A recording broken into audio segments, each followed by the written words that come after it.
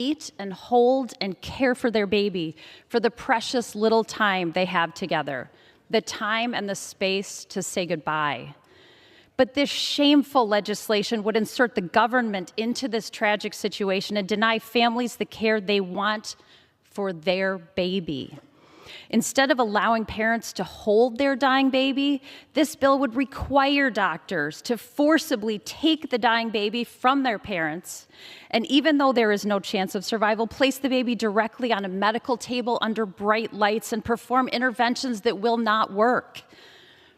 Sometimes chest compressions, intubation where a breathing tube is placed in the baby's trachea, IV lines. And if those measures were not taken, the doctor could be charged with murder. This bill is cruel. It singles out patients who are facing the worst days of their lives. This bill does not solve a problem. Doctors are already both honored and obligated to provide appropriate care for their patients. It is illegal to kill a newborn infant in all 50 states. This bill is designed to confuse, to frighten, and to misinform people and criminalize medical providers. It would inflict further and unnecessary tragedy and trauma on patients and their families.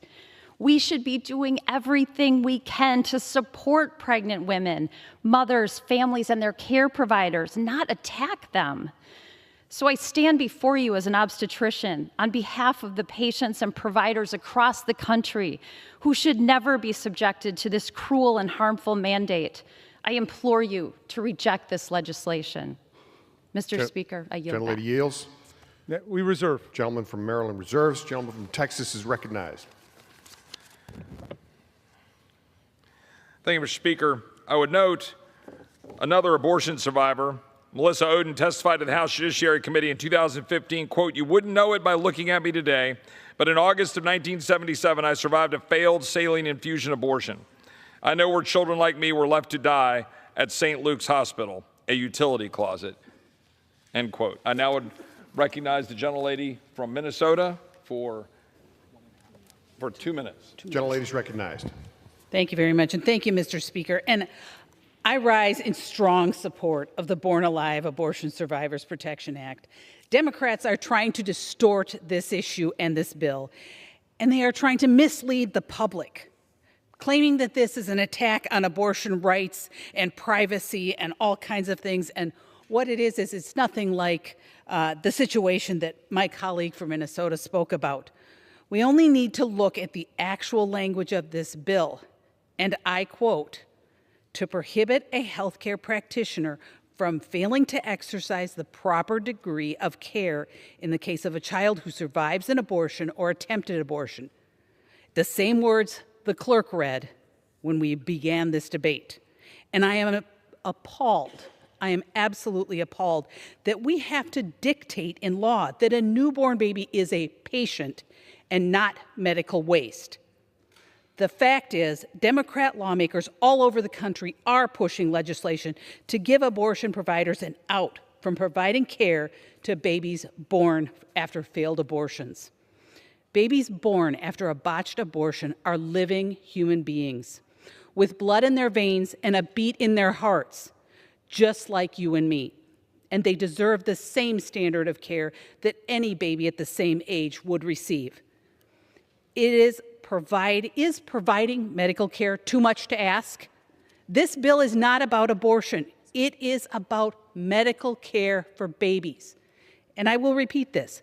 This bill is not about abortion. It is about medical care for babies. I am so grateful that Representative Ann Wagner is leading the Born Alive Abortion Survivors Protection Act, and I'm honored to be a co-sponsor. I urge everyone to support this bill and support medical care for babies. I urge a yes vote. Mr. Speaker, I yield back. Reserve. Gentleman from Texas reserves. Gentleman from Maryland is recognized. I yield 2 minutes to the minority whip, Representative Clark. Gentlelady is recognized. Thank you, Mr. Speaker. Republicans have one goal today, and that is a march towards a national abortion ban.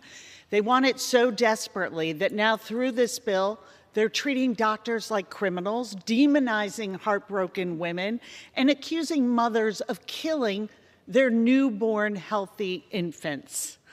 Let me tell you what happened to me, a story that can be told by so many women in this country.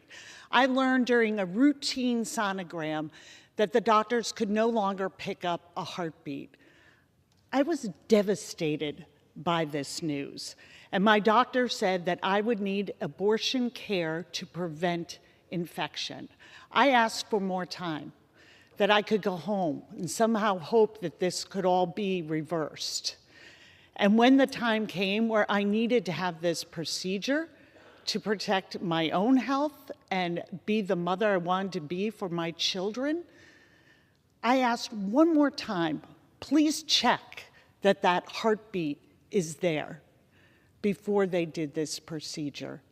These are horrible, painful situations that women and families, expectant parents find themselves in. And when you introduce the politics into these moments of grief, they have real consequences for people. When the Republicans continue to threaten doctors with prison, what have they achieved? They have gutted reproductive health care in this country. OBGYNs are fleeing states with abortion bans and leaving the field altogether. Today, 1/3 of all counties in our country have no obstetric care, no doctors to help women deliver babies safely. One example, under Georgia's abortion ban, currently half of the counties don't have a single obstetrician.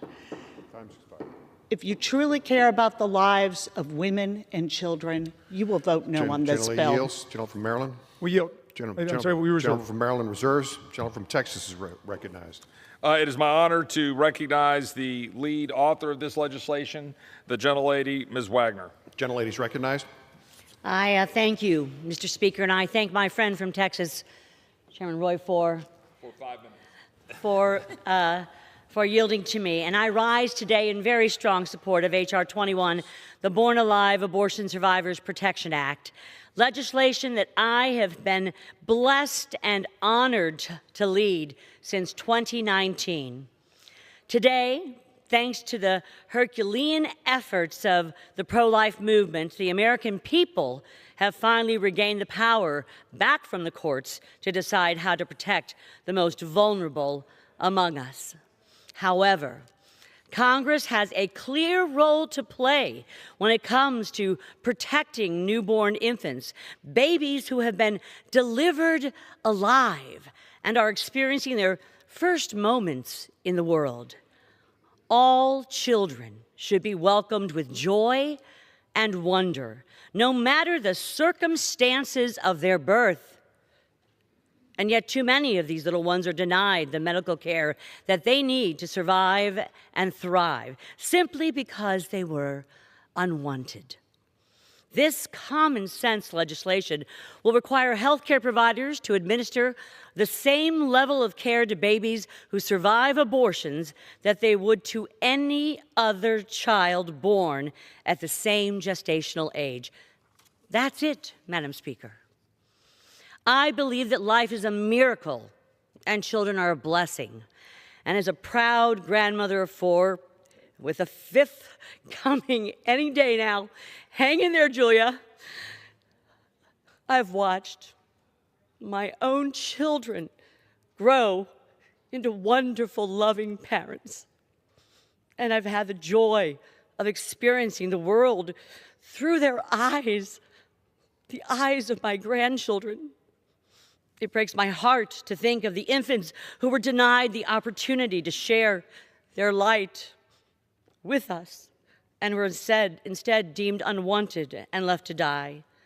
We must remember today that children are not the only victims of born-alive abortions. Mothers, fathers, families, and whole communities all suffer deeply from the loss of a child. We must act with compassion to protect each little one and give women a strong support system as they navigate the miracles and challenges of motherhood. This bill will save real lives, Madam Speaker, and it will give survivors a precious chance to build a future. This is an historic time with a pro-life House, a pro-life Senate, and a pro-life administration. And I am so proud that one of our first acts in the House of this Congress will be ensuring that every single baby born in the United States receives life-saving medical care at their most vulnerable moment.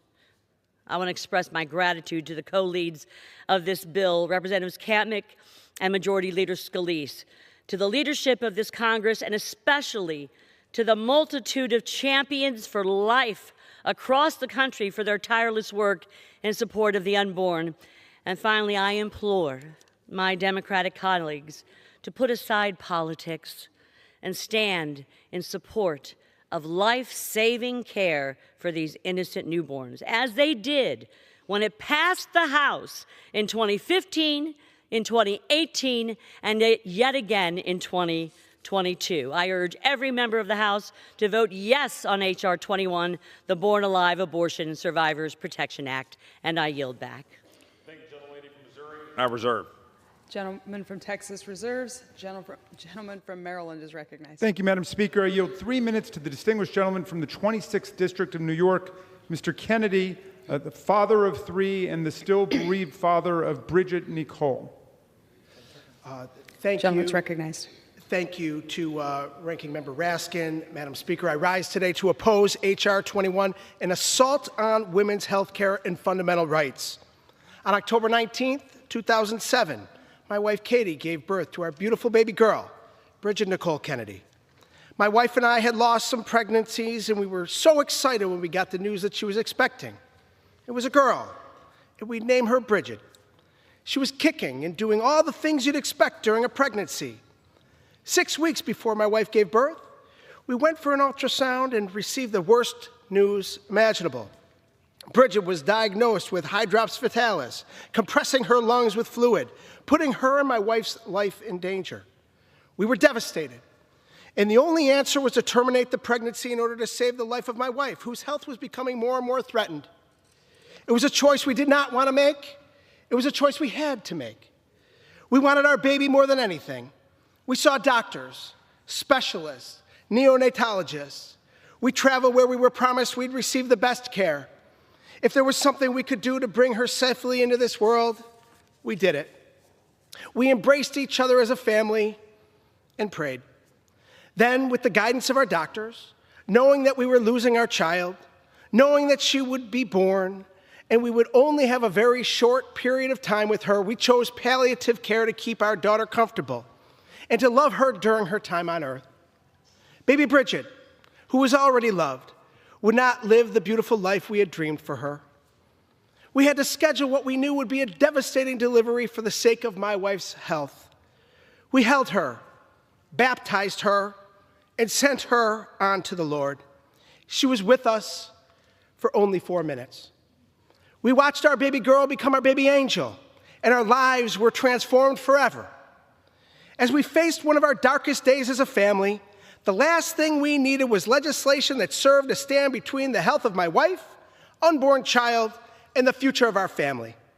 If this bill had been law, doctors would have been required to whisk Bridget away from us, inhumanely poke and prod our baby girl with tubes, needles, and IVs, causing her needless pain, suffering, and torture. My wife and I would have been robbed of those precious minutes with our baby Bridget. It would have eviscerated the one moment my wife and I cling on to as baby Bridget's parents. It would have only added to our pain, hurt, and helplessness. That's if they would have performed the procedure at all, for fear of breaking the law and going to jail or losing their license in order to save my wife. I thank my wife, Katie, for allowing me to share our story, and I share it because it's not ours alone. Countless women and families with dreams for their children and their future face difficult decisions and unthinkable circumstances every day.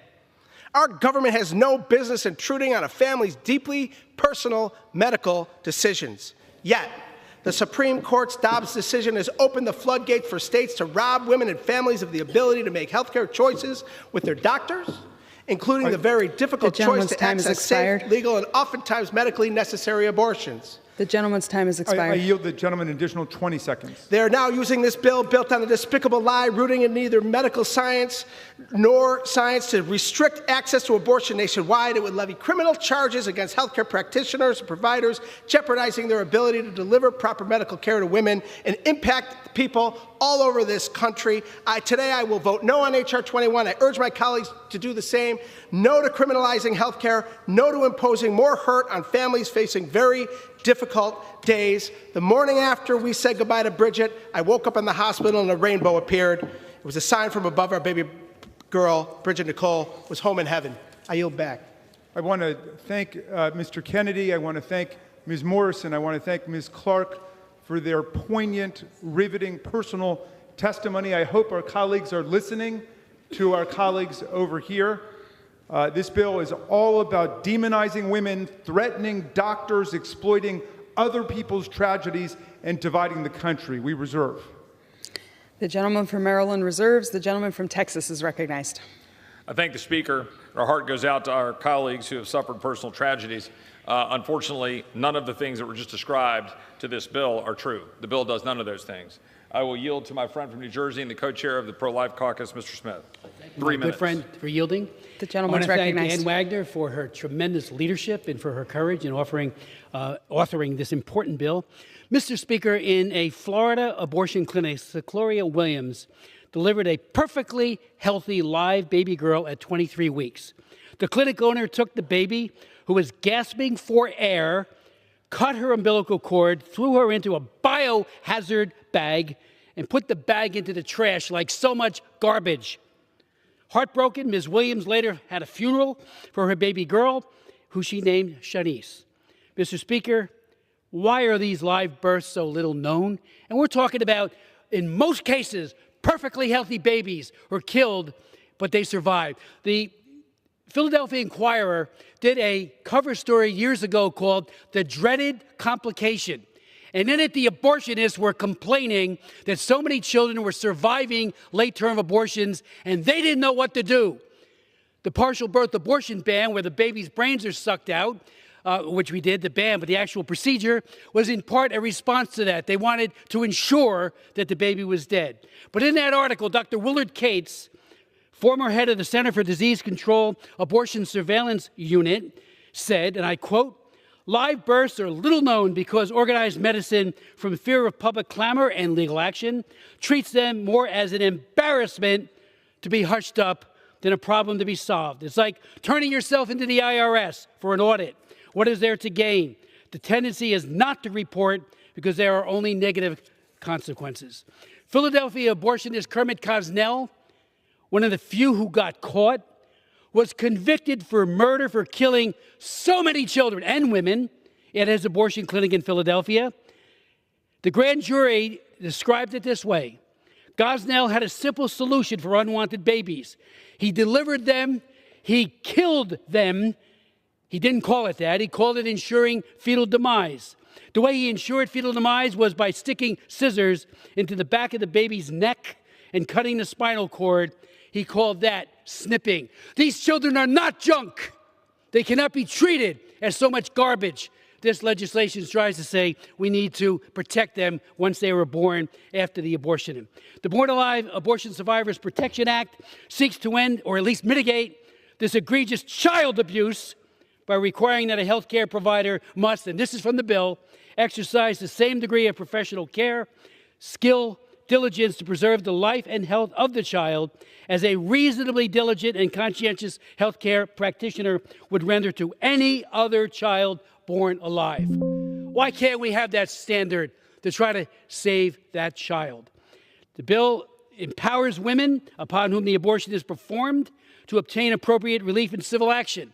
Yeah, we passed a bill like this. Steve Chabot was the prime sponsor years ago, but the enforcement has been almost nil, if not none. This is humane, pro-child, pro-human rights legislation. And I hope my colleagues on the other side will realize these children have great value. They should not be treated like junk. Reserve. Gentleman from Texas reserves. The gentleman from Maryland is recognized. Thank you, Madam Speaker. I appreciate the passionate vehemence of the gentleman, but the whole substance of his argument completely undercuts the meaning of their bill. The case that I could hear him talking about of Kermit Baron Gosnell was of an American serial killer who indeed engaged in precisely the conduct the gentleman's talking about and was convicted of murder in Pennsylvania, in Philadelphia. Infanticide is against the law in 50 states in America, and this guy was picked up for the conduct the gentleman spoke of, and he was prosecuted for it, and he was sent to jail. No, I will not. I'd like my time restored if I could, and I want to yield 1 minute to the distinguished ranking member of the Subcommittee on the Constitution, Ms. Scanlon from Pennsylvania. The gentlewoman is recognized. Thank you. Look, we're here again because Republicans have prioritized a bill designed to make headlines, not good law. H.R. 21 is designed to mislead the public about those who need abortion care and the doctors who provide that care. Let's be clear, as stated, the law of the land is that doctors have an obligation to provide appropriate medical care to their patients, including infants, and no one here is advocating for infanticide. But this bill goes farther than restating the current law, and it's our job here to read the fine print. This bill would create harsh criminal and financial penalties for doctors and clinicians providing medically necessary and appropriate care to their patients. As Representative Kennedy's heartbreaking testimony just made clear, every pregnancy is different. Patients and providers have to be able to make the healthcare decisions that are right for their families without politicians mandating a one-size-fits-all approach and threatening healthcare providers who disagree. So Republican extremists can continue attacking healthcare providers and women's fundamental freedoms, but we're going to keep fighting to ensure that women can make their own healthcare decisions. I yield back. Excellent. We reserve. The gentleman from Maryland reserves. The gentleman from Texas is recognized. Thank you, Madam Speaker. I would like to yield 1.5 minutes to my friend and the gentleman from North Carolina, Mr. Murphy. The gentleman is recognized. Thank the gentleman from Texas. Thank you, Madam Speaker. I am a health care provider. Been doing one for 30 years. I rise today in support of the Born Alive Abortion Survivors Protection Act to protect the lives of our country's most innocent. This is not about abortion. As a physician, it is beyond my comprehension that anyone would not intervene to save an innocent and defenseless human life. I cannot, in my deepest soul, understand how anyone would not come to the aid of a helpless infant child. Neglect, in this instance, the baby is outside the mother's body, is murder. Plain and simple. There have been so many instances of individuals who are alive today who were saved after an attempted abortion. They testify how their life was saved because some physician abided by their oath, primum non nocere, do no harm. The child is born alive. It is not part of the mother's body. This is not about abortion. Neglect is harm. Neglect is immoral. Abortion is not the issue. I strongly support this bill, the Born Alive Abortion Survivors Protection Act, and I urge my colleagues to do the same, and I urge my colleagues across the aisle to understand the delineation between an abortion and trying to save the life of someone who survives an abortion. That I yield back. I appreciate the powerful words from my friend from North Carolina, and I reserve. The gentleman from Texas reserves. The gentleman from Maryland is recognized. Thank you. I yield 1 minute to the gentleman from New York, Mr. Nadler. Mr. Speaker, I strongly oppose this legislation, which is not rooted in medical realities. Physicians do not abort babies after birth, period. Healthcare providers have always been legally required to provide appropriate care. Patients and providers must be free to make health decisions based on their circumstances without political interference. But I will tell you what this bill will do. It will cause more pain and suffering for families who are already facing an extraordinarily heartbreaking situation. In many cases, it may be safer and healthier to treat a baby at the birth location rather than wasting precious time traveling to a hospital. But this bill would take that medical judgment away from doctors and give it to politicians, putting infants' lives at greater risk. That's outrageous. This bill is not about protecting children, it's about controlling women's lives. Republicans campaigned on the promise that they would not ban abortion. Yet here we are in the first month of the new Congress, and the GOP has already brought this cruel bill to the floor in an effort to advance a dangerous agenda to ban abortion nationwide, although this bill really will ban no abortions at all, but rather will threaten the lives of some newborns. It is shameful. I urge my colleagues to reject this bill, and I yield back the balance of my time. Thank you. We reserve. The gentleman from Maryland reserves. The gentleman from Texas is recognized. Thank you, Madam Speaker. I would now yield a minute and a half to the gentleman from Missouri, Mr. Onder. Gentleman is recognized. Thank you, Madam Speaker. Today I rise in strong support of H.R. 21, the Born Alive Abortion Survivor Protection Act. This legislation says that infants who are born alive after an attempted abortion are entitled to the same respect and medical care that would be provided to the same infant of the same gestational age. In some late-term abortions, the abortionist is unsuccessful at ending the life of the baby, and the baby is born alive. Babies are able to move and to breathe on their own. And even pro-abortion academics admit this is often the case. It is not rare. A June 2024 article published in the American Journal of Obstetrics and Gynecology found that of 14,000 second trimester abortions, over 1,500 babies were born alive, a rate of 11.2%. This legislation, unfortunately, is necessary due to heartbreaking reports of abortionists in the United States placing these living, breathing babies in biohazard bags, vats of formaldehyde, or storing them away in a utility closet to die alone. And in that sense, there is a complete analogy between what goes on in these abortions, after these abortions, and what Kermit Gosnell did and languished in prison for. This common sense legislation requires that abortion survivors be treated with dignity. Remember, this bill applies to the baby's right to care after a baby is born alive and has no implication for abortion or the mother's health. Gentleman's I yield an additional 10 seconds. I thank the gentlelady from... The gentleman from Maryland is recognized. Thank you. We have a letter which I want to submit to the Speaker for the record, calling this a dangerous government intrusion into medical care which injects politicians into the patient-provider relationship, signed by the American College of Obstetricians and Gynecologists, the American Academy of Nursing, the American Academy of Pediatrics, the American Public Health Association, the American Society for Reproductive Medicine, the Society for Maternal Fetal Medicine, and a dozen other organizations. I now yield 1 minute to the distinguished member of the Judiciary Committee, Representative McBath, who herself has experienced 3 miscarriages and had to give birth to a stillborn child. The gentlewoman is recognized. I'd always wanted to start a family of my own, but like many women in America, I struggled to get pregnant. And some days I kept praying to God, wondering if He was ever going to allow me to have a child at all. And for far too many women in this country, the miracle of pregnancy often ends in tragedy. Our state of Georgia has one of the worst rates of maternal death in this country. And The gentleman from Maryland reserves. The gentleman from Texas. The gentleman from Texas is now recognized. Reserve. The gentleman from Texas reserves. The gentleman from Maryland is now recognized. I would like to yield 1 minute to the gentlelady from California, Ms. Kamlager-Dove. Gentlewoman is recognized. Madam Speaker, I rise today to call out the glaring hypocrisy of H.R. 21. Once again, the Republican Party is twisting the truth instead of telling the truth. With H.R. 21, Republicans claim they are saving lives of newborn babies. Last I checked, and they don't seem to care about the 5 Capitol Police officers who died as a result of January 6 or the 104 others who were injured.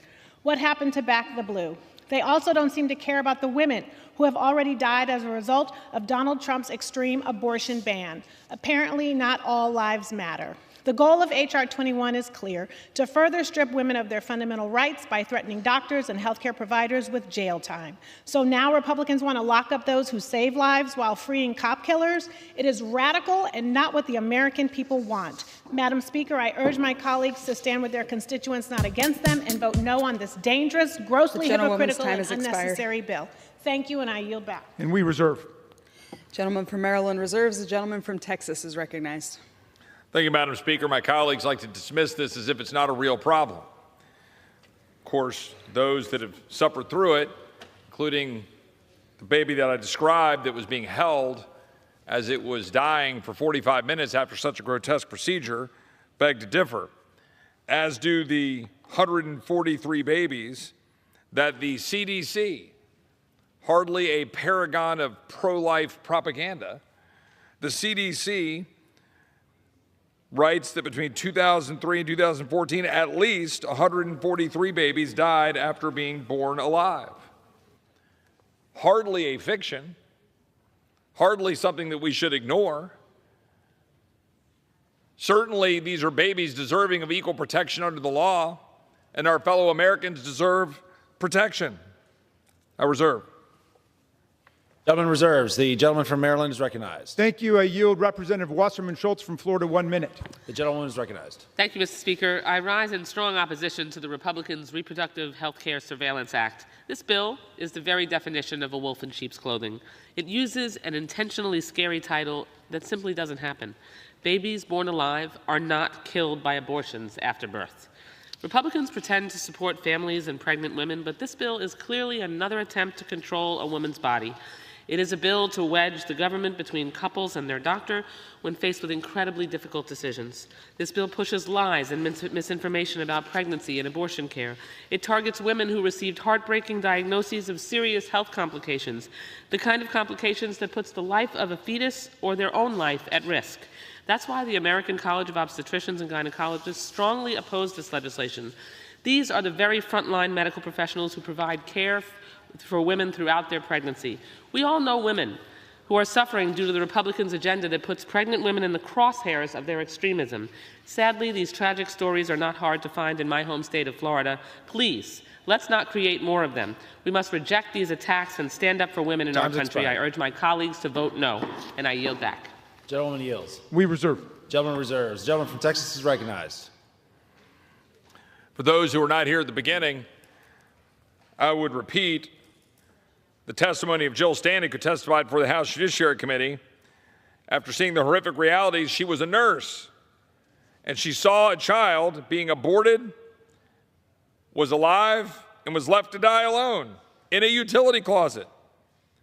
She went over and held the little survivor for 45 minutes until the baby died. Again, the baby had been aborted because the baby had Down syndrome.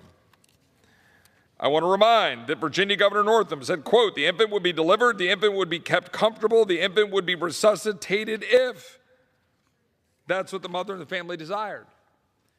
We're talking about a fellow living American baby. That's what we're talking about. We're not talking about abortion. We're talking about a child. I reserve. Gentleman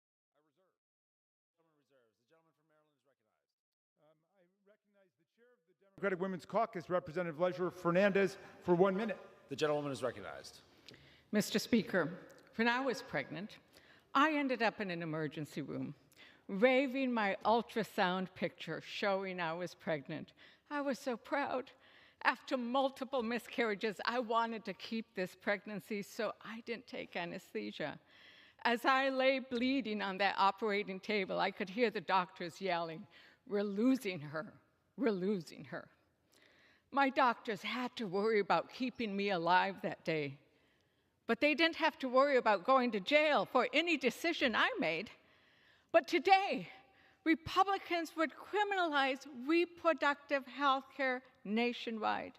Women experiencing heartbreaking, life-threatening pregnancies will die on the operating table because doctors will be scared of going to jail for 5 years under this bill. Republicans don't seem to care about these deadly consequences.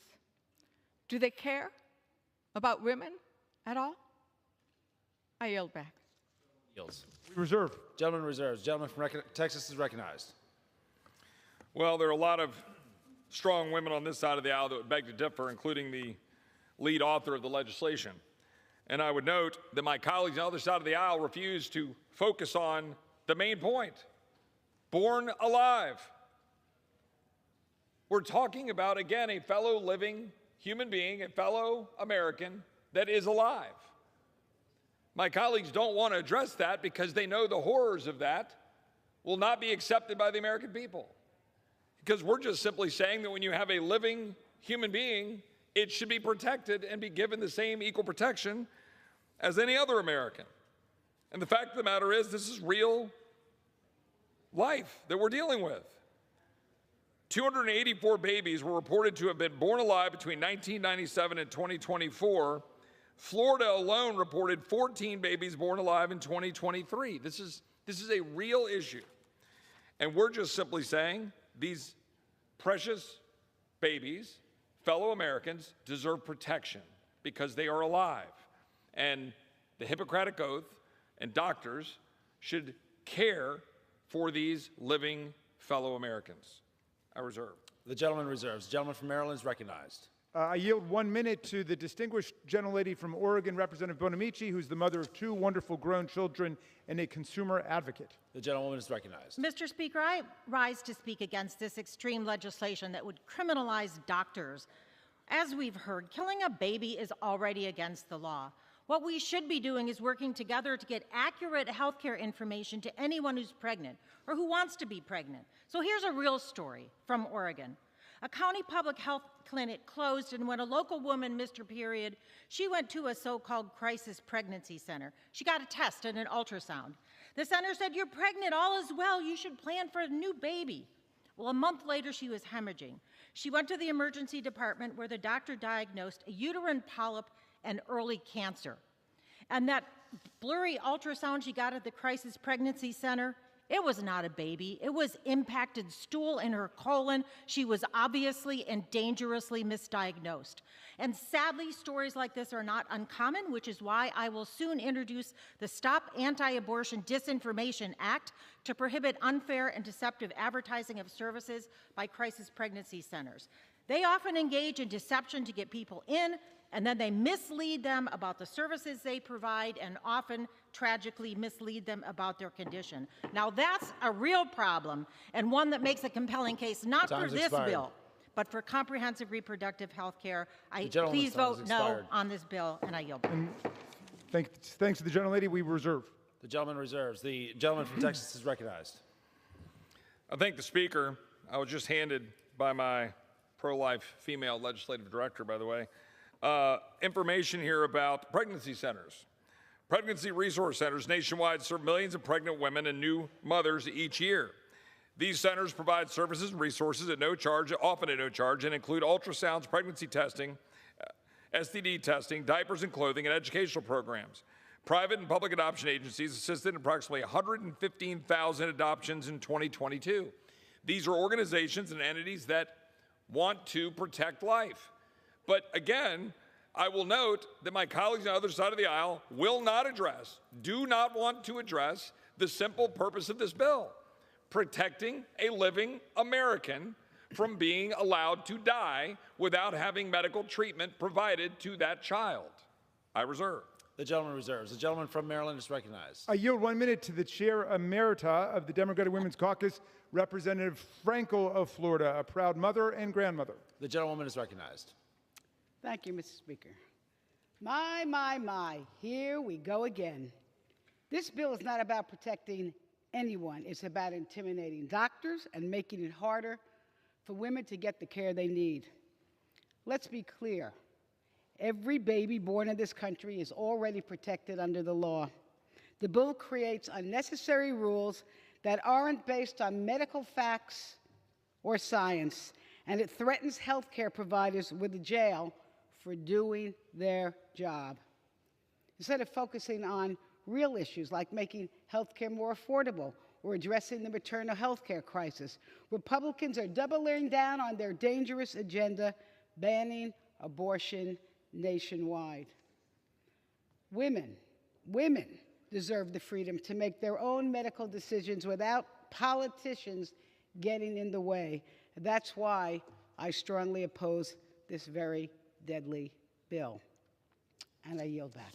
Thank you. We ask the mothers and fathers of America, who do you want in the doctor's office with you making this decision, a medical decision?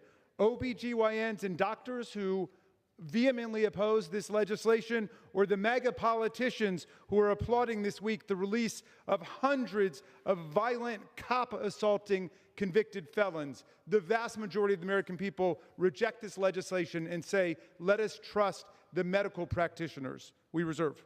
The gentleman reserves. The gentleman from Texas is recognized.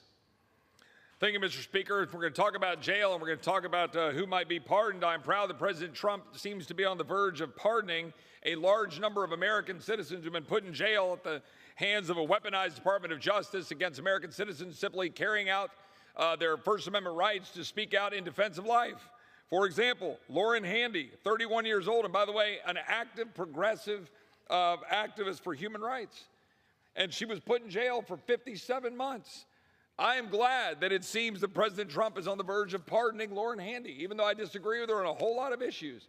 I was proud to sit with her and meet with her when she was being targeted for prosecution by the weaponized Department of Justice under Joe Biden to be put in jail because she's pro-life. And I think it is a great thing that that's going to happen. I reserve. The gentleman from Maryland is recognized. I'm happy to yield 1 minute to the distinguished representative from California, Representative Jacobs. The gentleman is recognized. Thank you, Mr. Ranking Member.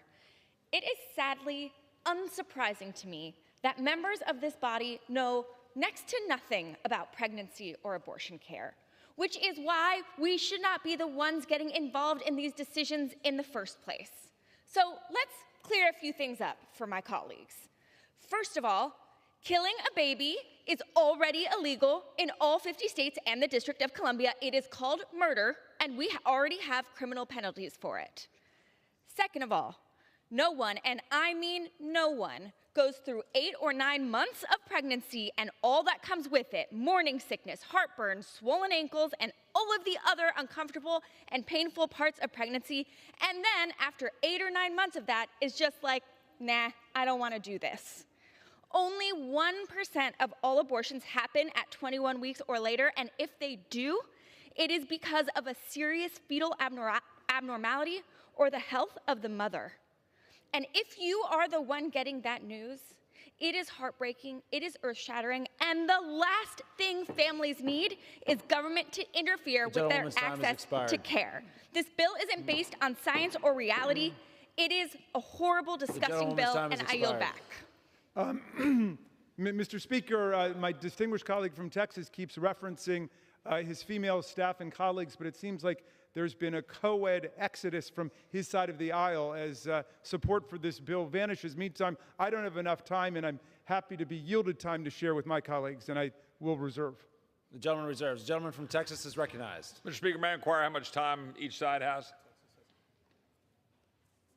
The gentleman from Texas has 8.5 minutes. The gentleman from Maryland has 9.5 minutes. How many? Sorry? 8.5 minutes for the gentleman from Texas, 9.5 minutes for the gentleman from Maryland. Well, I would just simply say I'm proud to have my colleague here from Minnesota, co-ed, last time I checked. The fact of the matter is, as my friend from Maryland is trying to allude to here, when we're talking about, in the last speaker, about it's already against the law and it's murder on the books. Well, here's the problem. We've got here in the District of Columbia, we have the DC-5, which were very clearly full-term abortions. We've got the bodies of 5 babies discovered in Washington outside of a Washington clinic. And as subcommittee chairman, I sent a letter to Washington, D.C. authorities to preserve the records. Biden's Department of Justice refused to look into this information, but the 5 reveals the uncomfortable truth about abortion and a reality that we're all dealing with here. And again, I go back to the point, talking about murder, we're also talking about babies being allowed to die. Babies being allowed to sit there and literally gasp out their last breath rather than have doctors resuscitate those infants. That's the truth that our colleagues on the other side of the aisle just simply do not want to recognize. With that, I would reserve. The gentleman reserves. The gentleman from Maryland is recognized. I'm yielding 1 minute to the very distinguished representative from Oregon, Representative Bynum, the mother of 2. The gentleman is recognized. Thank you, Mr. Speaker. This extremist bill undermines women's access to health care. That's unacceptable, and it's frankly not what I was sent here to work on. So I'll be voting no. The evidence is clear. In states with less access to care, maternal mortality is higher, infant deaths are higher, and racial inequities are greater. These restrictions also make it harder for expecting mothers to receive the care they need in pregnancies with complications. It's nonsense that my daughters have less rights than I did at their age. It's nonsense that we have had to decide with them where to live and where to go to school based on where they have rights. And it's nonsense that my daughters are less safe because of government interference in their health care. It's time House Republicans put aside this foolishness and start focusing on real issues, like eliminating maternal mortality and increasing rural access to health care, like lowering costs and creating good jobs, like working across the aisle to deliver real results for real people. The gentlewoman's time's expired. I yield back. The gentleman yields. We reserve. The gentleman reserves. The gentleman from Texas is recognized. I'd yield 1 minute to my good friend from Minnesota. The gentlewoman is recognized. Thank you, Mr. Speaker. And I have to bring this back to what we're talking about, because I've heard so many passionate words from the other side, and the words have nothing to do with the bill that we have in front of us. Like I mentioned before, this bill is about medical care for babies. It says it in the title. The clerk mentioned it. I've mentioned it. It is about medical care for babies. What we are trying to do here today is make sure that babies are treated with dignity and medical care that they will need, so that babies aren't left to die in a closet alone and discarded like medical waste. We recognize the humanity of these babies. We ask for them to have medical care. That is what this is about.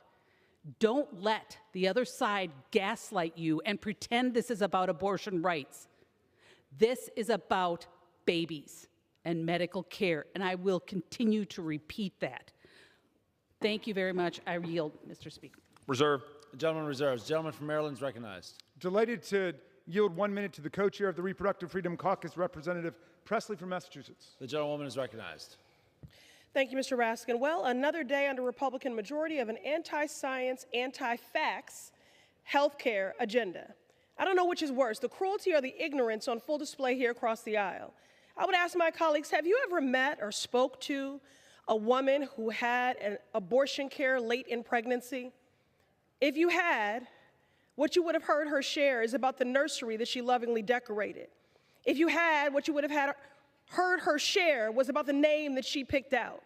If you had, then you would have heard her share about how her world collapsed all around her when learning of her baby's devastating medical diagnosis. Let me be clear what you're doing here. You're not only putting women's lives at risk, but you want to deny them the chance to hold their baby who will not survive. I don't know what God you serve. The God I serve is one of love and mercy, and did not deny a mother final moments with a dying child or subject her to carrying a lifeless fetus around.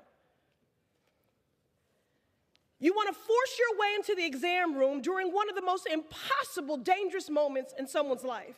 When a family learns their baby has a fatal diagnosis and will be born with only a short time to live, some people make the decision to end the pregnancy so they can hold their baby during their final moments. I yield the lady an additional 20 seconds. How cruel the Republicans in Congress would deny them that small comfort. In these dire situations, families forego treatment, which has no hope of saving their babies' lives, and instead spend time comforting them and saying goodbye. Physicians who care for families have shared how their patients spend this very limited, devastating time with their infants. So once again, we have ignorant, uninformed men who think they know better than doctors and mothers taking to the House floor to deny us our medical care. Another day under Republican majority. Enough. I yield. We reserve. Gentleman reserves. Gentleman from Texas is recognized. Thank you, Mr. Speaker. Gianna Jessen, another adult survivor of abortion, testified to the House Judiciary Committee in 2015 stating, quote, "I was delivered alive in an abortion clinic in Los Angeles on April 6, 1977. Thankfully, the abortionist was not at work yet, because had he been there, he would have ended my life with strangulation, suffocation, or leaving me there to die. I will have plenty to answer for when I meet my Maker and talk to the good Lord for my life as a flawed and sinned human being. But I will not have to answer for not standing up in every which way that I possibly can to stop those kinds of horrors and to stand up for a fellow living American, a fellow living human being allowed to die for the political whims of my colleagues on the other side of the aisle. I reserve. Gentleman reserves. Gentleman from Maryland is recognized. Delighted to yield 1 minute to the distinguished representative from New York's 4th, Representative Gillen, the mother of 4. Thank you, Mr. Speaker. Thank you, Ranking Member. I rise in strong opposition to this bill. Since the disastrous Dobbs decision, we've seen nothing short of an all-out assault on women's reproductive rights and freedoms. Make no mistake, this bill has nothing to do with its fallacious title. Infanticide is already a crime. Instead, this bill is aimed at deterring physicians from providing reproductive health care that is many times life-saving. I know this firsthand because when I was supposed to be thrilled by a 20-week sonogram, I got the devastating news that my daughter had no heartbeat. And I needed to have an emergency abortion procedure to ensure that I could live to raise my 2 children already at home. It is unthinkable that this law and laws like it are trying to strip my daughters of the same access to this health care. Americans want Congress to lower costs, secure our border, and create jobs, not interfere with heartbreaking family medical decisions. America's women deserve better, our daughters deserve better, and with that, I yield back. Well, thank you. Thank you for your eloquent words. When will they stop feeding on other people's tragedies? We don't need MAGA in the delivery room. We reserve. Gentleman reserves. Gentleman from Texas is recognized. Reserve. Gentleman reserves. Gentleman from Maryland is recognized. Delighted to yield 1 minute to the distinguished gentlelady from Oregon, Representative Dexter, the mother of 2 and a critical care physician. The gentlewoman is recognized. Thank you, Mr. Speaker. I rise today in vehement opposition to this bill, which amounts to legalizing physician intimidation and healthcare obstruction. Killing infants after birth is murder. It is illegal everywhere in this country. This bill is a thinly veiled attempt to make healthcare providers fear that they will be criminally prosecuted or sued for giving life-saving legal healthcare. Under this bill, infants born with a heartbeat but without any chance of survival must be subjected to immediate traumatizing life support rather than being allowed to die peacefully in their mother's arms.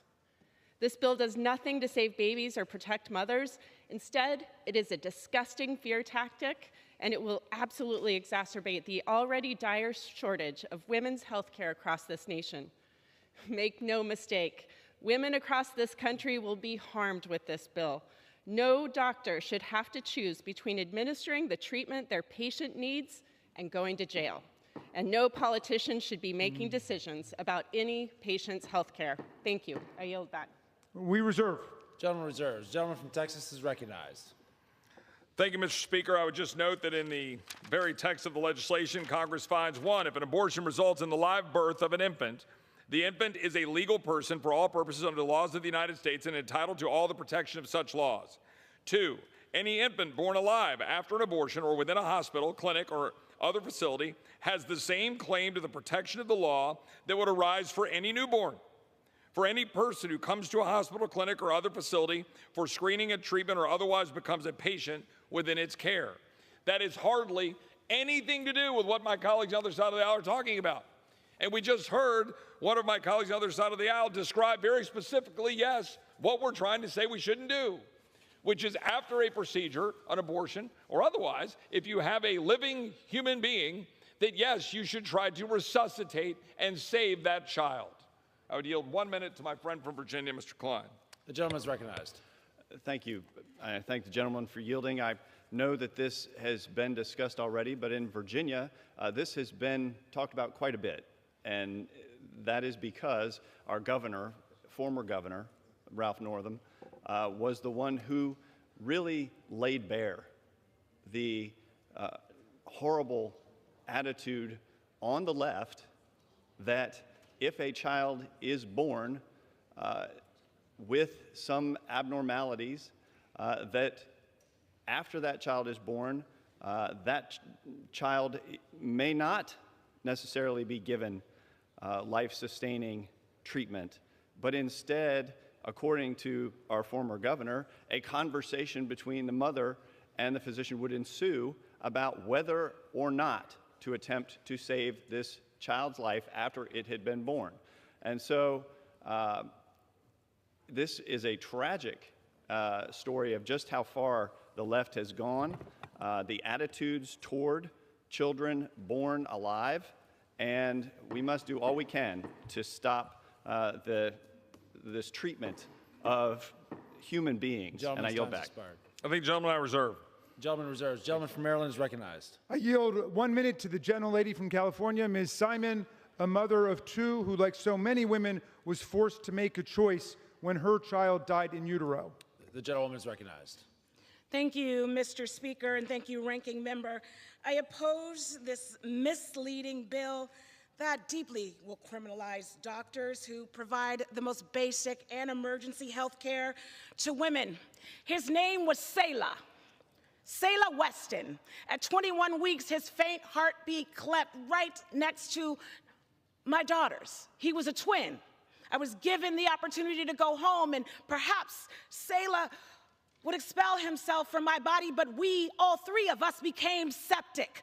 I had to go back to the emergency room, and my OBGYN sat with me and my then husband, who is now too in heaven, and gave us the opportunity to say either we go through this procedure or you die, Layla dies, and Selah dies. I want Congress not to be in those conversations with OBGYNs who have to mourn with women who are facing death. I strongly oppose this bill, and if we want to talk about children, let's talk about child care. Let's talk about housing. Let's talk about health care. We can come together and create beloved communities for our children and parents. This ain't it. We reserve. Gentleman reserves. Gentleman from Texas is recognized. Reserve. Gentleman reserves. Gentleman from Maryland is recognized. I yield 2 minutes to the very distinguished gentlelady from California, Ms. Chu. The gentlewoman is recognized. H.R. 21 would rob families of the ability to make difficult, complicated medical decisions in some of the most heartbreaking circumstances imaginable. It is a mean-spirited solution in search of a problem. Infanticide is already illegal in every state of the Union, and Congress unanimously affirmed this with a law in 2002. But this bill is not about saving lives. It's about spreading misinformation about abortion care to further anti-abortion talking points. If the majority is interested in caring for newborns, I invite them to support Democrats' efforts to provide paid family leave to every new parent. Republicans are welcome to join our efforts to expand the child tax credit to families struggling with paying the bills. And we would be thrilled to have bipartisan support in this chamber to make child care affordable everywhere. Instead, House Republicans have brought up a bill designed to intimidate doctors and perpetuate disinformation about how abortion care really works. For this reason, at the appropriate time, I will offer a motion to recommit this bill back to committee. If the House rules permit it, I would have offered my bill, the Women's Health Protection Act, legislation that would create a federal right to abortion care free from medically unnecessary restrictions in all 50 states, in all zip codes. I ask unanimous consent to insert into the record the text of this amendment. Without objection. I hope my colleagues will join me in voting for this motion to recommit. I yield back. The gentlewoman yields. We reserve. Gentleman reserves. Gentleman from Texas is recognized. Honored to yield 1 minute to my good friend from Georgia, Mr. Clyde. The gentleman is recognized. Thank you to my good friend from Texas. You know, it's hard to imagine, hard to believe that we're actually here debating a Born Alive Act, that we actually have to do this. The question is about life. When does life begin? And is government responsible for protecting life? And I would say life begins at conception, and government is responsible for protecting life. If we look at our Constitution, but yet go back to the document that is before our Constitution, the Declaration of Independence, what does it actually say? It says we hold these truths to be self-evident, that all men are created equal and that they are endowed by our Creator with certain unalienable rights, and among those are life, liberty, and the pursuit of happiness. And that to secure these rights, governments are instituted among men, deriving their just powers from the consent of the governed. So what is one of the first unalienable rights? Life. Life. And so I guess the question is, when does life begin? Life begins at conception. And that's why I stand here in support of this bill, and I yield. Gentleman yields. Reserve. Gentleman reserves. Gentleman from Maryland is recognized. We have no further speakers. We're ready to close. The gentleman reserves. Good. Prepare to close. The gentleman from Maryland is recognized. Now we've had the opportunity to be lectured about life by a gun dealer. That's pretty impressive. And I think he gave the game away when he said he finished his remarks by saying life begins at conception, a proposition that's rejected by the overwhelming majority of the American people who think that women have a right to choose. But that's a topic for another day. After spending all their time saying it wasn't about abortion, I am afraid he gave the game away at the end. This bill is an exercise in complete legislative redundancy. It is an interference in other people's private and medical lives to prey on their personal tragedies and catastrophes, as we've heard throughout the debate, and it is a shocking threat to send OBGYN doctors and physicians to jail at a time when we have a chronic shortage of OBGYN doctors and physicians, as well as nurses across the country. Their bill proposes to move in exactly the wrong direction, which is perhaps why they had a shortage of speakers on their side and we had a shortage of time, because I could have had dozens more people who wanted to speak on behalf of the American majority against this absurd attempt to interfere in the medical lives of the American people. We reserve. Texas is recognized. I think we're closing. Oh, well, we yield back if we're all done then. Does the gentleman from Maryland yields? I yield. Gentleman yields. The gentleman from Texas is recognized. I thank the Speaker. Thank the gentleman from Maryland. We started this about an hour ago, and I was moved to talk, as I said, about a woman that testified in front of the House Judiciary Committee. And she described having been a nurse, having witnessed what occurred, where in her testimony, the child was born after the abortion procedure. The child survived for 45 minutes, having been discarded into a utility closet. And this nurse held this 22-week-old child, a child of God, who had been aborted because the child had Down syndrome. This legislation is very simple.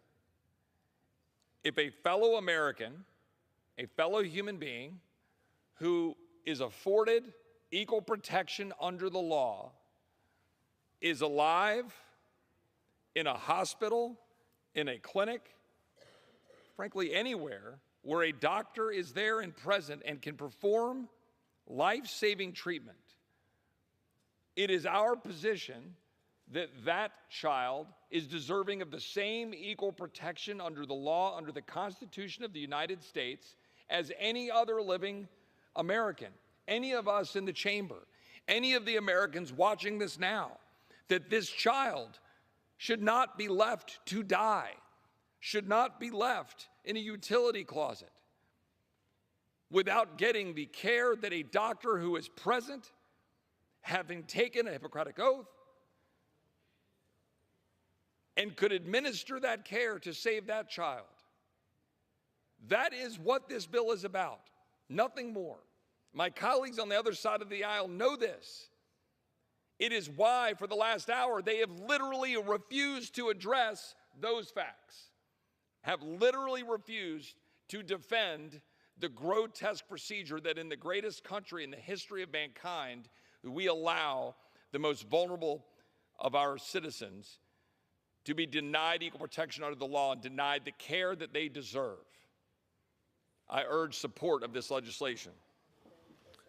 The gentleman yields. All time has expired for debate.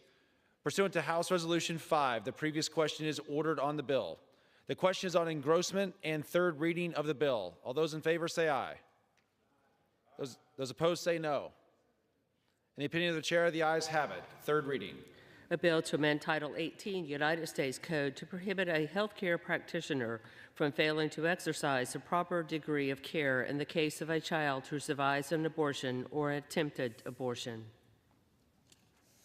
For what purpose does the gentlewoman from California seek recognition? Mr. Speaker, I have a motion to recommit at the desk. The clerk will report the motion. Ms. Chu of California moves to recommit the bill, H.R. 21, to the Committee on the Judiciary. Pursuant to Clause 2B of Rule 19, the previous question is ordered on the motion to recommit. The question is on the motion. All those in favor say aye.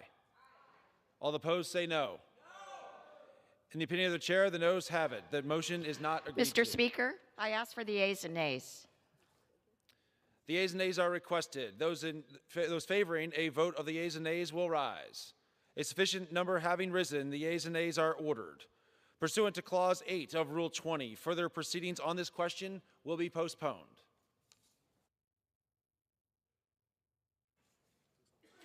Proceedings will resume on questions previously postponed. Votes will be taken in the following order. The motion to suspend the rules and pass H.R. 375. Passage of H.R. 471. The motion to recommit on H.R. 21 and the passage of H.R. 21 if ordered. The first electronic vote will be conducted as a 15-minute vote. Pursuant to Clause 9 of Rule 20, the remaining electronic votes will be conducted as 5-minute votes. Pursuant to Clause 8 of Rule 20, the unfinished business is the vote on the motion of the gentleman from Arkansas, Mr. Westerman, to suspend the rules and pass H.R. 375, on which the yeas and nays are ordered. The clerk will report the title. H.R. 375, a bill to require the Secretary of the Interior to partner and collaborate with the Secretary of Agriculture and the state of Hawaii to address rapid Ohio death and for other purposes. The question is, will the House suspend the rules and pass the bill? Members are ordered to record their votes by electronic device. This is a 15-minute vote.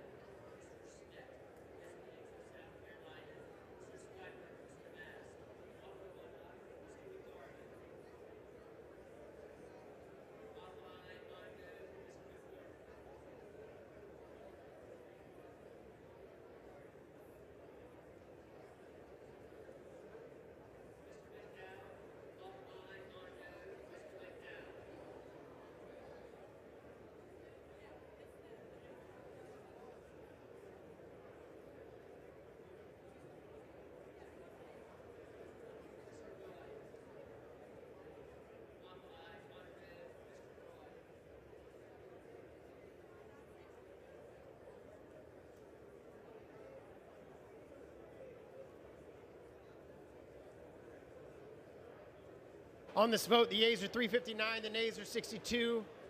Two-thirds being in the affirmative, the rules are suspended, the bill is passed, and without objection, the motion to reconsider is laid on the table.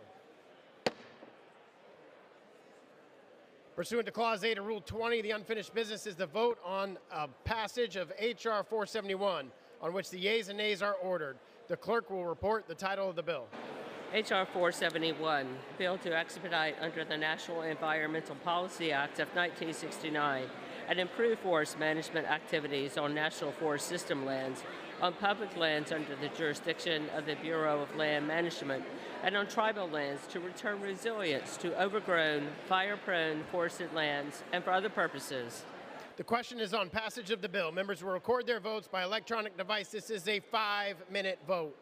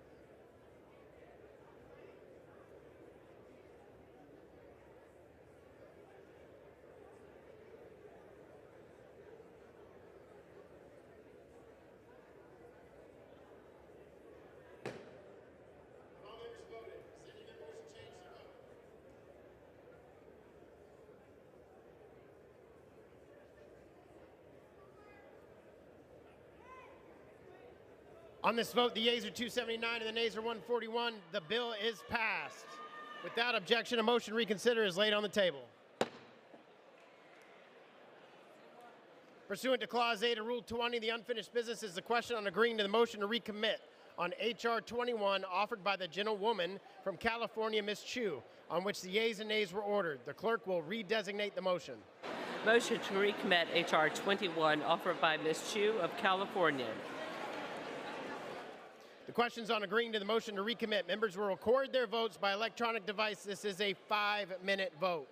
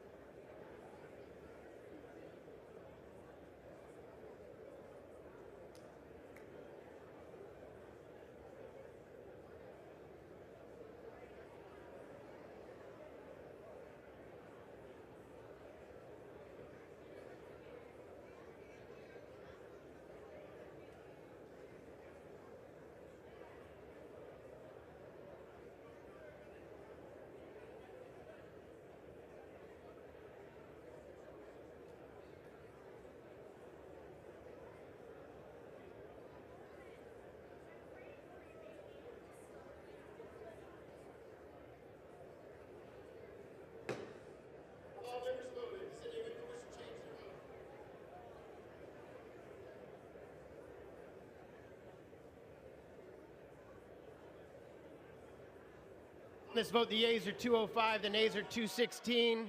The motion is not adopted. The question is on the passage of the bill. Those in favor, please say aye. Those opposed, please say no. The noes have it. The bill is not passed. Without objection, a motion to reconsider is laid on the table.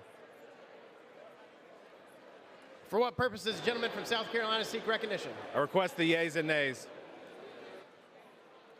The yeas and nays are requested. Those favoring a vote by the yeas and nays will rise. A sufficient number having risen, the yeas and nays are ordered. Members will record their votes by electronic device. This is a 5-minute vote.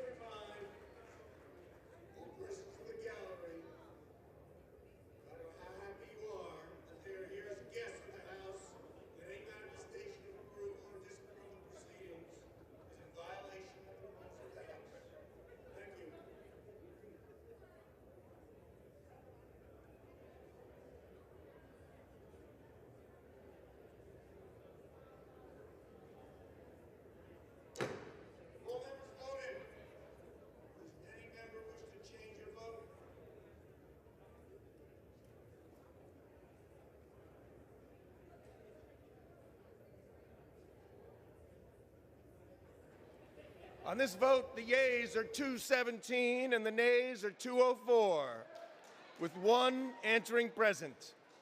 The bill is passed. Without objection, a motion to reconsider is laid on the table.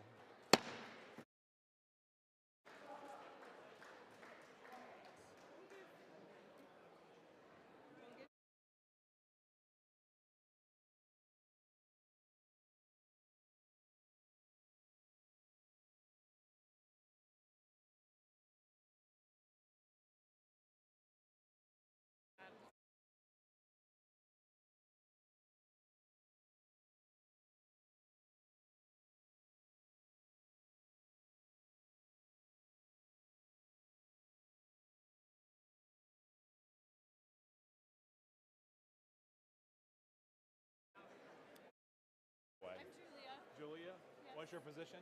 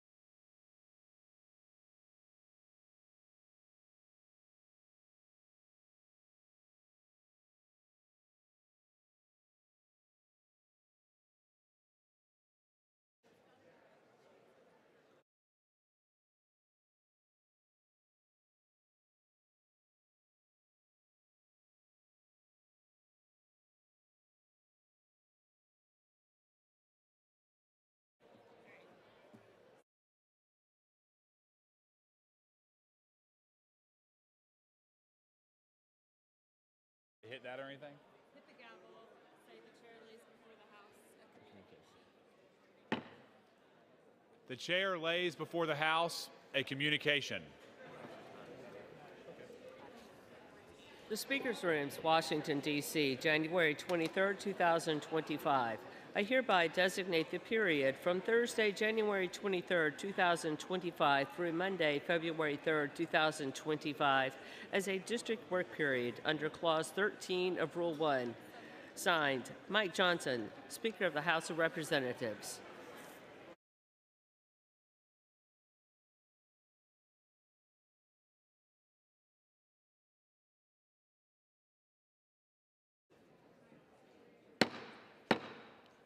House will be in order.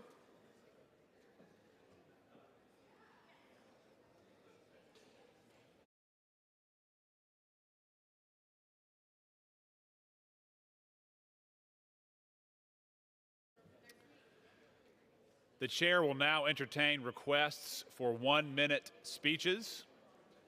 For what purpose does the gentlewoman from Virginia seek recognition? Address the House for 1 minute to revise and extend my remarks. Without objection, the gentlewoman from Virginia is recognized for 1 minute.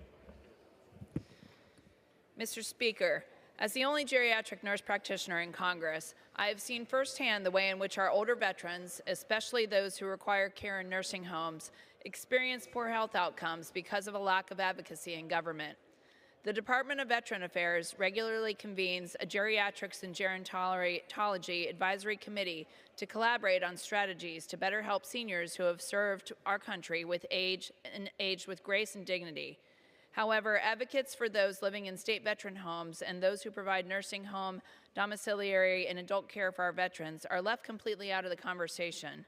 That is unacceptable and harmful to the long-term health of our veterans. That's why I'm introducing the Representing Our Seniors at VA Act to reform the VA's advisory committee and ensure a representative from the National Association of States Veterans Homes is included. I urge my colleagues on both sides of the aisle to join me in this effort so we can improve the quality of care for our greatest generation living in assisted living facilities. Thank you, and I yield back.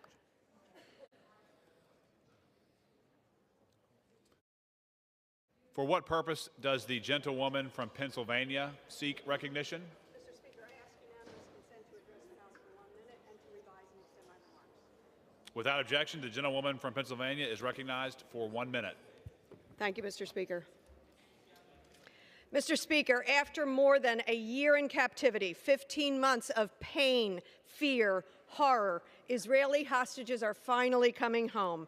The first 3 to finally return to their families' arms are Romy Gonen, Emily Damari, Duran Steinbrecher. Relatives worked tirelessly to get their loved ones home, and I've had the heart-wrenching privilege of meeting with many of them. Just last month, I met with Yarden Goen, Rami's sister, and Aviva Siegel for the 3rd time since October the 7th. Aviva was taken hostage with her husband, Keith. Aviva was released during the pauses of 2023, 51 days later, but Keith remains in Gaza. He is expected to be released in the phase of the ongoing ceasefire. After 15 months too many, Romy, Emily, Doron, and God willing, 30 others will return home, and then the remaining 70. We must see this bilateral ceasefire through. We must ensure all hostages return home. God bless the people of Israel. God bless the hostages, living and dead. May they all come home soon. Blessed are the peacemakers, Time has expired. for they shall be called the children of God. I yield back. For what purpose does the gentlewoman of South Carolina seek recognition?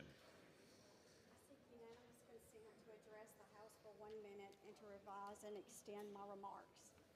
Without objection, the gentlewoman is recognized for 1 minute. Mr. Speaker, I rise to address the body for the first time to express appreciation and exhilaration with the opportunity that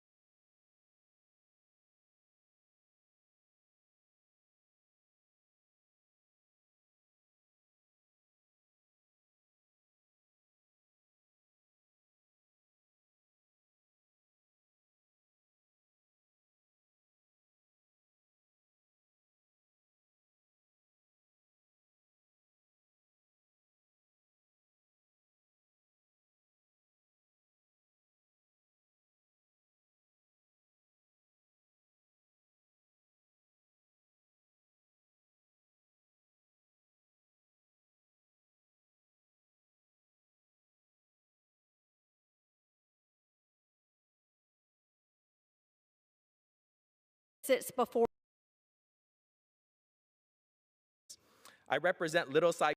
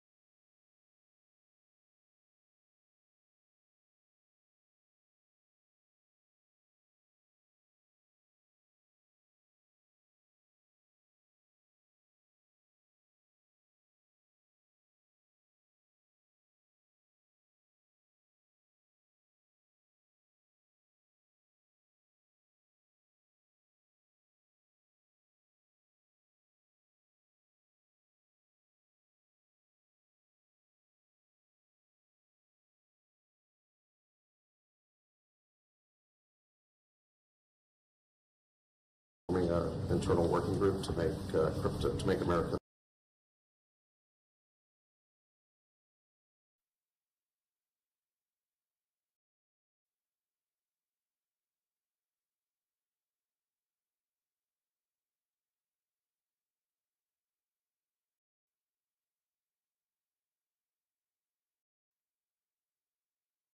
Very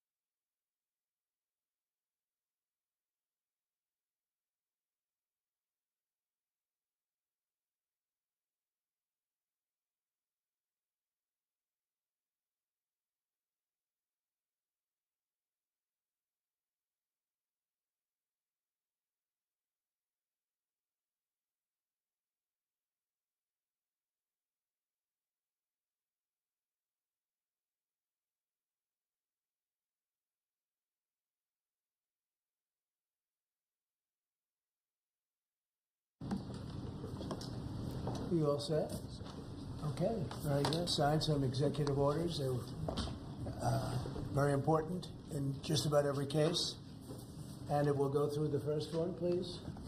Do you want to? Yeah, Mr. Yes. President, this is an And a executive order on crypto. We're going to be. Oh, sorry, we're doing AI first. Sorry, this is an executive order on AI. We're basically announcing the administration's policy to make America the world capital in artificial intelligence and to dominate and to lead the world in AI. Do you want to say your name, your full name, David and Sachs, serial? AI and Crypto Czar. David is one of the greatest in the world at AI. Most respected, probably, there is.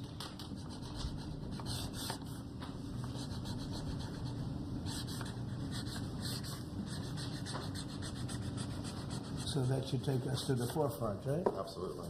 We got to win. Okay. Thank you. And this, David, is? Yeah, this is the crypto EO. We're going to be forming an internal working group to make America the world capital in crypto under your leadership. Which is really going up, right? Absolutely.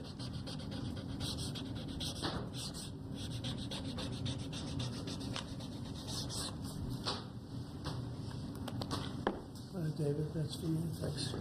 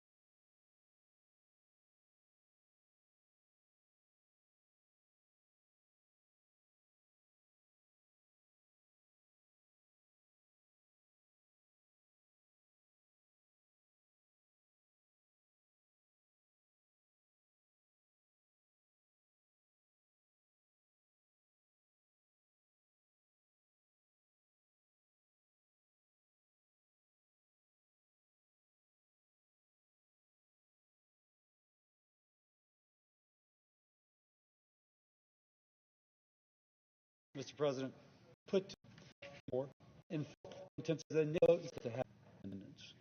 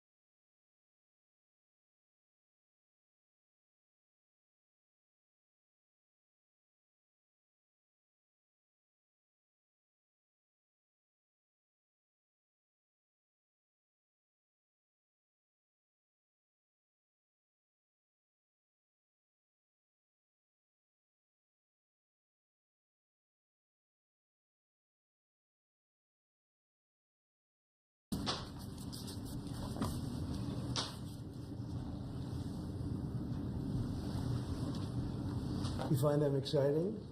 They might not be exciting, but they're going to make a lot of money for the country. Thank you, sir. And so is David. You have to check him out. There's nobody like this guy.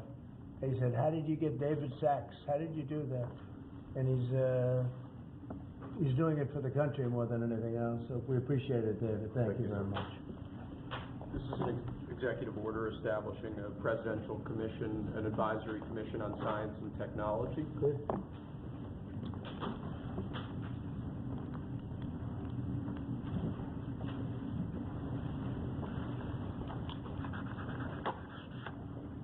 You want to explain that a little bit?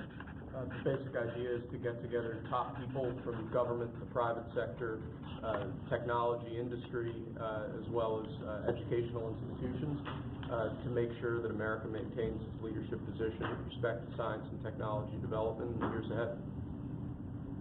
Good. That's great. Next, sir, we have a presidential memorandum encouraging departments and agencies in your government, including the Department of the Interior, to promote federal recognition. Carolina. I love step, right? This would be a huge step for them. Yeah. North Carolina, Lumbee Trail.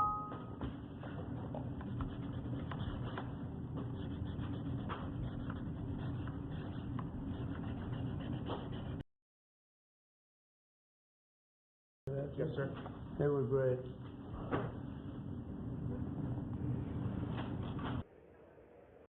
They're trying to mislead the public. Okay. If you'd like, I could get them that pen, sir, as well. Yeah, let's do that. Next, we have a set of pardons for peaceful pro-life protesters who were prosecuted by the Biden administration.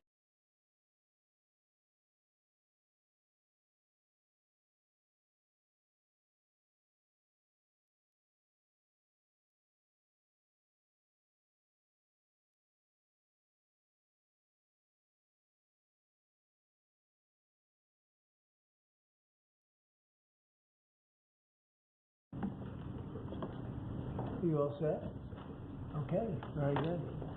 We signed some executive orders. They were very important in just about every case. And it will go through the first one, please. Do you want to? Yeah, Mr. President, this is an executive order on crypto. We're going to be, oh, sorry, we're doing that. I'm sorry. So this is an executive order on AI.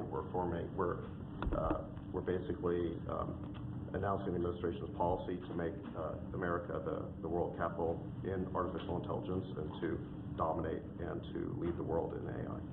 Do you want to say your name, your full name? David and Sachs, serial? AI and Crypto Czar. David is one of the greatest in the world at AI. Most respected, probably, there is.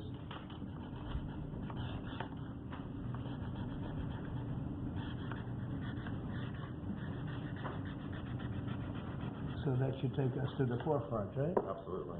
We got to win. Okay. Thank you.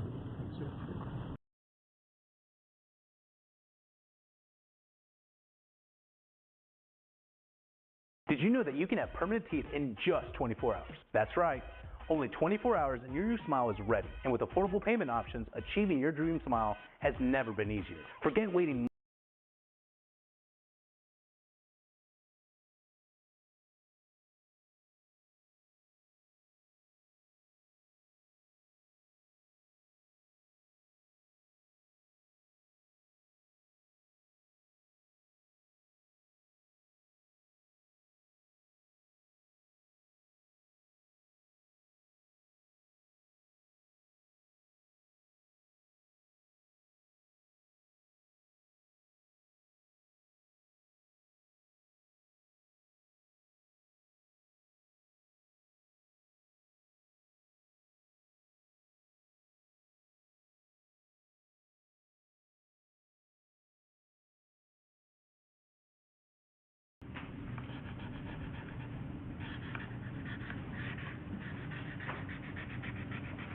So that should take us to the forefront, right?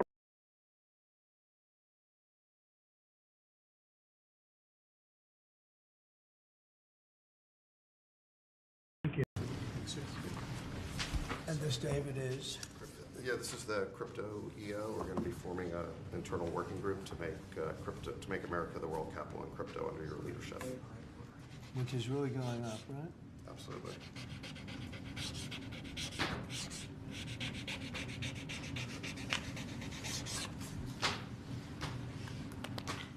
All right, David, that's for you. Thanks.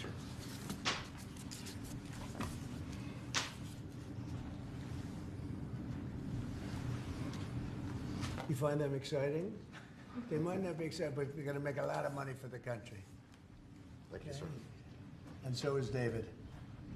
You have to check him out. There's nobody like this guy. They said, how did you get David Sachs? How did you do that?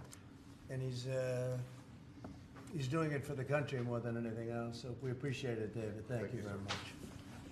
This is an executive order establishing a presidential commission, an advisory commission on science and technology. Good.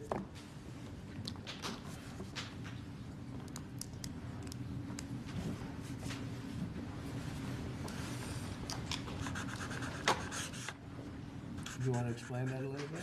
The basic idea is to get together top people from government, the private sector, technology industry, as well as educational institutions, to make sure that America maintains its leadership position with respect to science and technology development in the years ahead. Good. That's great.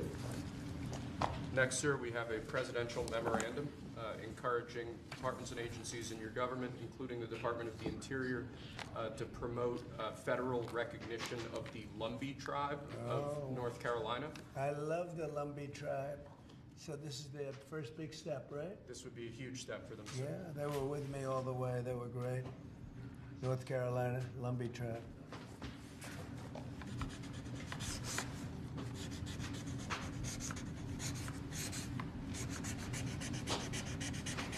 Okay, you'll send them a copy of that? Yes, sir.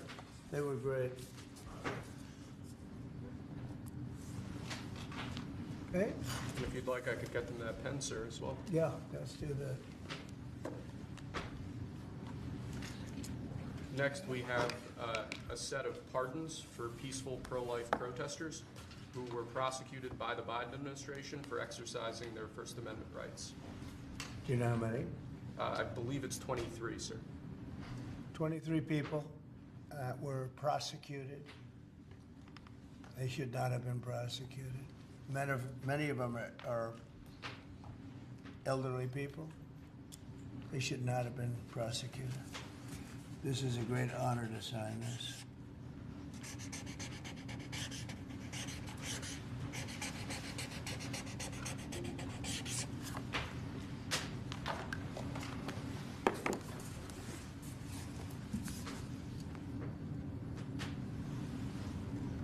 They'll be very happy. So they're all in prison now. Some are out of custody. It's ridiculous. Okay? Lastly, sir, we have an executive order ordering the declassification of files relating to the assassinations of President John F. Kennedy, Senator Robert F. Kennedy, and the Reverend Dr. Martin Luther King Jr. That's a big one, huh? A lot of people are waiting for this for years, for decades.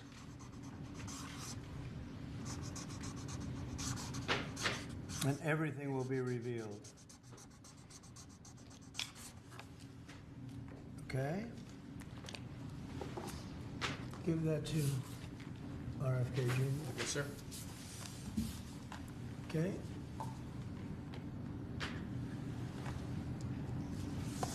Okay, thank you very much. Mr. President, a U.S. judge temporarily blocks the birthright citizenship order. Do you have any reaction? No, obviously we'll appeal it. They put it before a certain judge in Seattle, I guess, right? And there's no surprises with that judge. Mr. President, Senators Collins and Murkowski have now said they will vote against Pete Hegseth. Are you worried about his confirmation and your reaction? No, and no surprises there. It's too bad. You know, it's just the way it is. Too bad. And when would you adjourn Congress to make recess appointments, Mr. President? Well, I'd take a look at that. I'd listen to John Thune. He's doing a fantastic job. We're moving along. The Democrats are trying to delay government, as they always do. They can't help themselves. Even John Ratcliffe, who's very, very strong, very popular, and liked by the Democrats. I guess he gets a lot of Democrat votes. That's taking a long time, and it shouldn't be taking a long time. They're maxing everything out so they can delay everything as much as possible. Does Senator Finn support an effort to use recess appointments if you choose to do that? I'd be willing to use recess appointments. It's up to John. We'll see. John Thune's a great guy, great senator, and knows his stuff inside out and backwards, but I would use recess appointments if he wants to do that. Absolutely. The Democrats are just delaying. They always delay. Mr. President, you spoke with the Saudi Crown Prince yesterday. Who? The Saudi Crown Prince. How was the call? Great. And they said $600 billion they're going to invest. 600. I'll ask him for $1 trillion. You said you're going to ask for $1 trillion. Will Saudi Arabia be the first foreign country you will visit since they invest in that much? Well, if they do that, I would, yeah. I would be glad to do that. I did it, as you know, 4 years ago. We did $450 billion, meaning the money all goes to American companies, and they purchase jets and they purchase computers and everything else. And we did $450 billion, and I guess we're at 600, 650. And I'll see if I can talk him into it. I don't believe again. You showed great confidence in Steve Witkoff. Why you said that you doubt that the ceasefire in Gaza will hold, since you appraised his Well, no, I think efforts? he's great, but it's a very tricky place. It's very tricky. We'll see. And if something does happen, they will not be happy. Sir, follow up on that one. In terms of Steve Witkoff, are you going to put him in charge of Iran strategy, and do you want him talking directly with the Iranians? No, but he's certainly somebody I would use. He's done a fantastic job. He's a great negotiator. He's a very good person, a very popular person. Gets along with people. I have great negotiators. They have no personality whatsoever, and then I have some that do. Steve has a wonderful way about him, and people like him, and even in this case, both sides like him. And he was able to make a deal. That deal would have never been made without Steve. The Biden people couldn't make the deal. They were working on it for 1.5 years. They couldn't make a deal. We got it done prior to the inauguration. We said it has to be before the inauguration. I mean, the deal should hold, but if it doesn't hold, there'll be a lot of problems. Related to your AI, just hours after you made that big Stargate announcement, Elon Musk tweeted that they don't actually have the money. Is that true? I don't know if they do, but they're putting up the money. The government's not putting up anything. They're putting up money. they're very rich people, so I hope they do. And I mean, Elon doesn't like one of those people, so you're allowed to. Are you worried that AI is going to replace many American jobs? No, Does that worry you? no. It's going to create tremendous numbers of jobs. It's going to also create a lot of benefits medically for cancer research and other things. It's going to have a huge positive impact. And, you know, we want to be ahead of China. We're right now way ahead of China. David Sachs is one of the all-time experts. You know, that people are amazed that you just met him. I don't know if he's still here. There he is. But one of the most respected people in that world. It's a world. It's a whole different world. And we're ahead of China now because of what I'm doing. And I think it's going to be very successful. Mr. President, please, you just asked the Davos Forum again that NATO countries should spend 5% of GDP on defense. Yeah. The United States don't spend 5%. Well, Do you think I it don't should also think so. apply to the United States? We're protecting them, you know. They're not protecting us, we're protecting them. So I don't think we should be spending, I'm not sure we should be spending anything, but we should certainly be helping them. But they should up their 2% to 5%, yeah. Mr.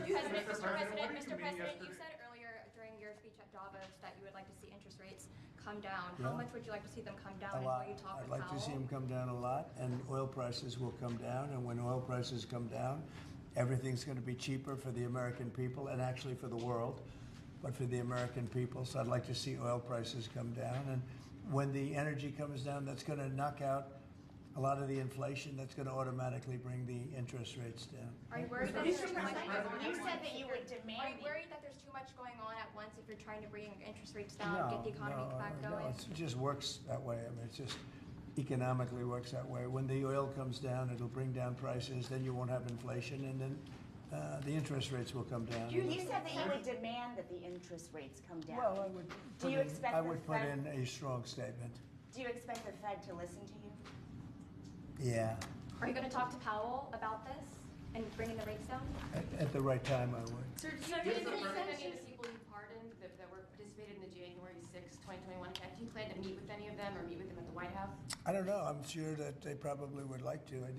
I did them something important, but what they did is they were protesting a crooked election. And, you know, I mean, people understand that also, and they were treated very badly. Nobody's been treated like that, so I'd be open to it certainly. I don't know of anything like that, but I think they're going to meet in some of the congressmen, women want to meet.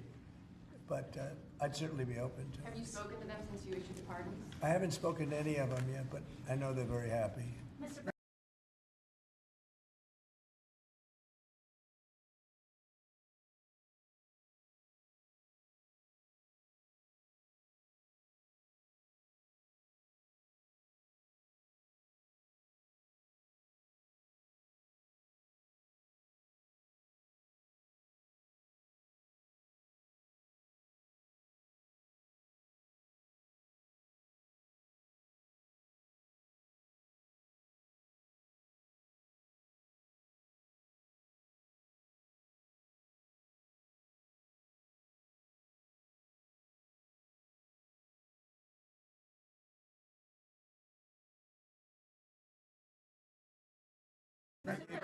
I gave them their life back. Their life was taken away.